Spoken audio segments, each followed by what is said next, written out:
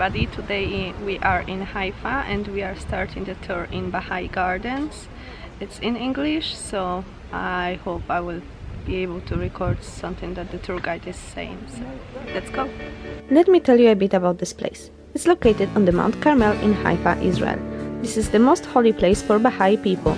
It's also a very popular tourist destination. Every year about 750,000 people come here to admire this amazing complex. It's also recognized as an UNESCO World Heritage Site. The Bahai Gardens are open from 9 a.m. till 5 p.m. 7 days a week, excluding Baha'i holidays and Yom Kippur. The Baha'i faith is a monotheistic religion born in 19th century, and it sees itself as the continuation of the world's great religions with a new message for the modern age. The Baha'i belief has been spreading around the world for over 150 years. Let's talk about the history of this religion. Everything started with the prophet Bab. The name Bab means gate in Arabic. He was born in Iran in 1819.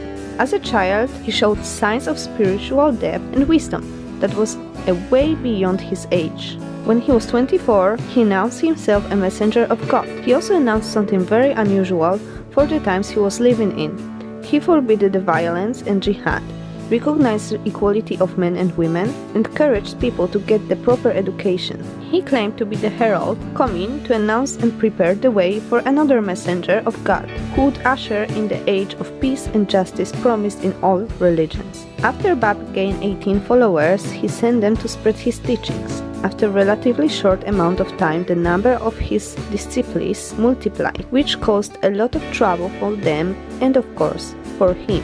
Bab was called a heretic and he was closed in isolated fortress for 3 years before being publicly executed in Tabriz, Iran, on 9th of July 1850. The Bab's remains were dumped outside the city and guarded by soldiers to prevent him from receiving a proper burial. Despite this, his followers managed to steal his body and hide it for 50 years until he could finally rest in peace here on the Mount Carmel in Haifa. The story is not finished here, as we have another prophet who was extremely significant, Mirza Hussein Ali, later known as Bahá'u'lláh. He was one of the followers of Bab. As we already know, Bab followers didn't have an easy life back then in Iran. Neither did Bahá'u'lláh. He relates how the announcement of Bab calling came to him while he was confined in an underground dungeon in August 1852. His property was confiscated, he and his family expelled from their land. His first stop was Baghdad, where he spent 10 years. Then he moved to Istanbul. This is when he announced his divine mission to Bab's people, who mostly accepted it and became Baha'i. Unfortunately, it caused him a lot of trouble again, and the jealous sultan banished him to Akko, the remote place used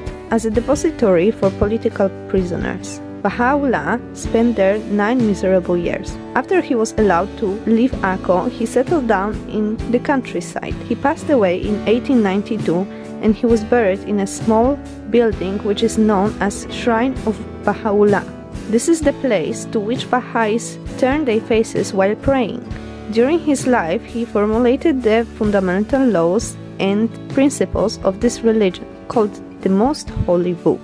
I hope you enjoyed these beautiful sights and like learning something new about Baha'is faith. Let's move forward. Okay, we went out from Bahai Gardens. It was 45 minutes walking around, but the tour guide made it very quick, so we didn't really have much time to stop, take pictures or record some videos. For me it was interesting. So first thing, it's for free, they will not take any money from you. They have tours in English, in Hebrew, in Russian I believe, in Arabic, maybe any other languages, you have to check the website. And when you go there you have to also follow the dress code. So for both women and men you have to cover at least your knees and I believe shoulders. Like I had my shoulders covered, so I don't know, but I saw some ladies wearing scarves over the dresses, so you might consider that. Also, if you go there, take a lot of water with you, because it was just one fountain with water and it's in full sun and you're gonna need it, so take the water. And well, I think it was worth going there. So we are now in a cafe waiting for the coffee and we're gonna continue our tour. So bye bye.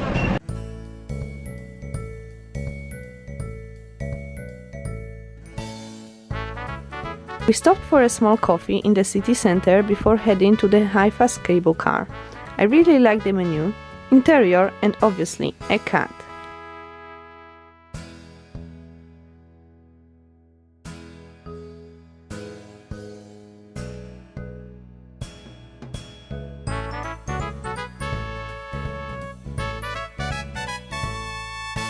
Now, so our next destination is another cable car, and it looks amazing because the cars look like spheres.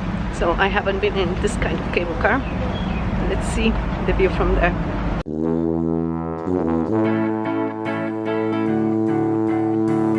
Maybe you already noticed that I really like cable cars, and this ride was no different. The shape of these cars is quite unique and the view magnificent.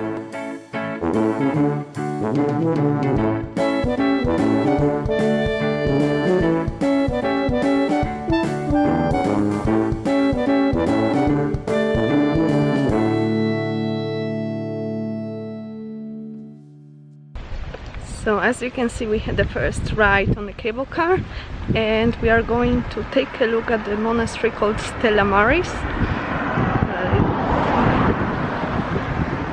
So see you there.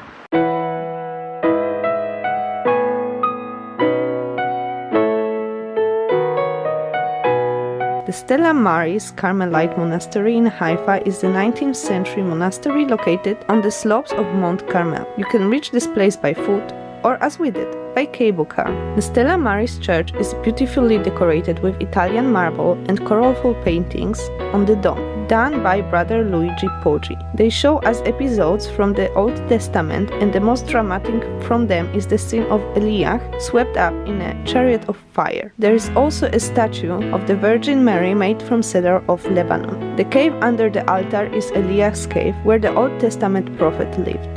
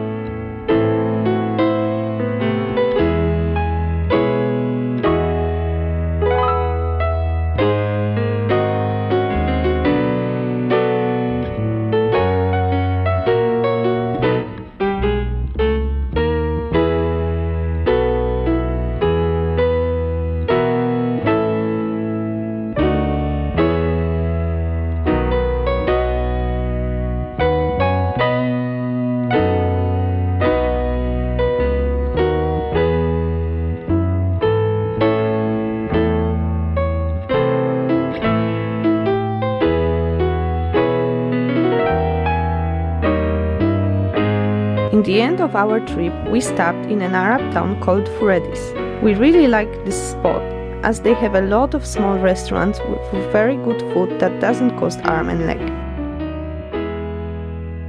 That's it for today, guys. I hope you enjoyed this vlog. I'm extremely sorry for not uploading lately. I will record a video explaining everything this week. So please, subscribe to my channel. New things are coming. Don't forget you can also visit me on my social media, Twitter, Facebook and Instagram. I hope to see you next time. Bye bye!